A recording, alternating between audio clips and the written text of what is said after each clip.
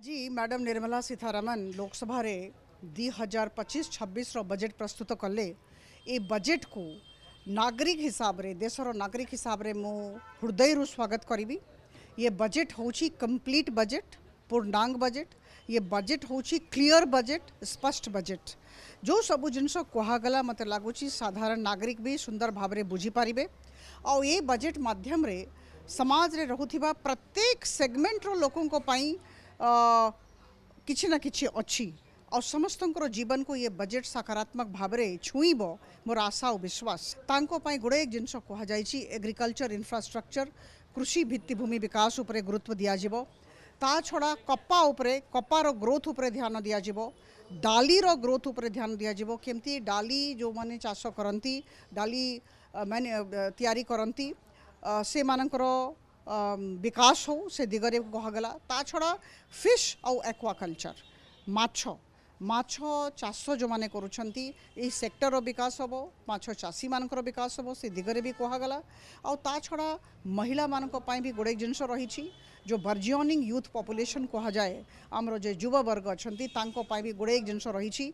Micro small and medium enterprises को आम केमती बढ़ेबा आगामी दिन रे विषय कहगला। एजुकेशन उपरे भी फोकस अच्छी, हेल्थ उपरे फोकस अच्छी। केमती आमर जो डे केयर कैंसर सेंटर्स करा जीवो ए विषय भी से कहले। आमर जो ड्रग्स मेडिसिन रो संख्या भी जो बहुत क्रिटिकल रोग सबू रहे तापाई हो हम 50,000 अटल टिंकरिंग लैब्स विभिन्न स्कूल रे हम। सो शिक्षा उपरे भी ध्यान दि जाइए। मु भावुची सब सेक्टर उपरे ध्यान दि जाइए। बड़ कथा कहगला मिडल क्लास पाई देखो सबु बड़े मिडल क्लास गोटे कंप्लेन करुले जे कौन सी बजेट रे तांको कौन सी राहत दिया होनी। आज मत लगुच it is a middle class को बहुत फोकस दिया से अंतरे कहले जे 12 लाख टंका जो मानकर वार्षिक आय जो माने अच्छी 12 लाख किंबा कम से माने कौन सी प्रकार इनकम टैक्स देवे नहीं। So up to 12 lakh 100% income tax zero हो गला। मु भावुची याठू बड़ और राहत याठू बड़ रिलीफ कौन मिल। तो मत लगुच it's a very good budget and आम समस्त मिसिक या स्वागत करवा कथा। ना देखो आमर प्रिय प्रधानमंत्री नरेंद्र मोदी नेतृत्व में तृतीय थर सरकार रे ये आमर द्वितीय थर बजेट आमर अर्थमंत्री निर्मला सीतारमण आनते से बजेट को जदि आम विश्लेषण करवा ये समुदाय एक लोकाभिमुखी बजेट निम्न मध्यवित्त एवं मध्यवित्त मानकर स्वार्थ को रक्षा करवा एवं सामग्रिक भाव में आमर सबु वर्गर लोकंकर किभली भाव में विकास हो एवं सबु लोकंकर स्वार्थ को रक्षा करिबारे से महिला हंतु युवक हंतु आमर विशेष भाव में चाषी मानक कथा हो श्रमिक मानक कथा हो ये सबु कथारे से गुरुत्व देइचंते एवं विशेष भाव में आमर मध्यवित्त वर्ग को अधिक प्राधान्य देइचंते जो थे 12 लाख टंका पर्यंत जो माने रोजगारक्षम अच्छी इनकम टैक्स तांको उपरे लागू होबो नाही। तेणु ये मध्यवित्त वर्ग को एक आश्वस्ति प्रदान करिछि। अपर पक्षरे जो गुड़िक धरतु अनेक आइटम रे से मूल्य कमेइचंती विशेष भाव में आमर मोबाइल क्षेत्र रे हो एवं मेडिसिन पाखापाखि 37 मेडिसिन रे मूल्य कमेवाई व्यवस्था करिचंती एवं कैंसर एवं दुरारोग्य जो गुड़िक अच्छी आमर डिजीज गुड़ाक ता उपरे 36 ड्रग्स उपरे मध्य मूल्य कमेवार व्यवस्था करिचंती।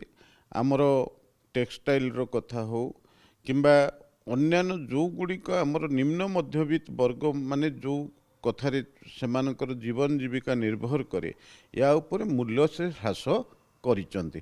तेणु से दृष्टिकोण ये निश्चित भाव में आमे संतुलित बजेट कहबानी ये लोक मानकर स्वार्थ रक्षा करिवार एक बजेट। तेणु ये बजेट को जेतेबेले से नहीं यार मुख्य लक्ष्य एवं उद्देश्य रही प्रिय प्रधानमंत्री जे सबु वर्गर एवं सबु जातिर लोकों को मुख्य स्रोत को आनिबा एवं विशेष भाव में आमर रॉ मेटेरियल्स गुड़ाक कस्टम ड्यूटी ह्रास करैचंदी। तेणु मुख्यतः सबु लोक मान को जदि आम स्वावलंबी करिवार एक व्यवस्था तैयारी करिवा ତାହେଲେ ये बजेट माध्यम बा इनकम टैक्स माध्यम तांको उपरे बोझ लदिबा उचित नुहे। तेणु से दृष्टिकोण ये जो बजेट बर्तमान उपस्थापित होइचे सेथिरे जो लक्ष्य रखा होइचे जे किभली भाव में भारतवर्षर अर्थनैतिक अभिवृद्धि हब।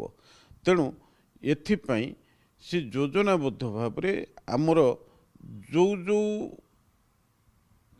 आमर जिनिस गुड़िक अच्छी देशर विभिन्न जिनिस को ठिकाना भाव में उपयोग करवा एवं आमर मानव संबल को ताकू व्यवहार करवा जहा फल हम कौन ना आमर उत्पादन बढ़िबो ता सहित सेथिरे मध्य एक्सपोर्ट उपरे से गुरुत्व देइचंदी। जदि आमे विभिन्न जिनिस गुड़ी को आम देशरू आमे रप्तानी करिवार सक्षम हब ताहले आमे विदेशी पुंजी आम देश को आनिबारे आमे सक्षम हवा।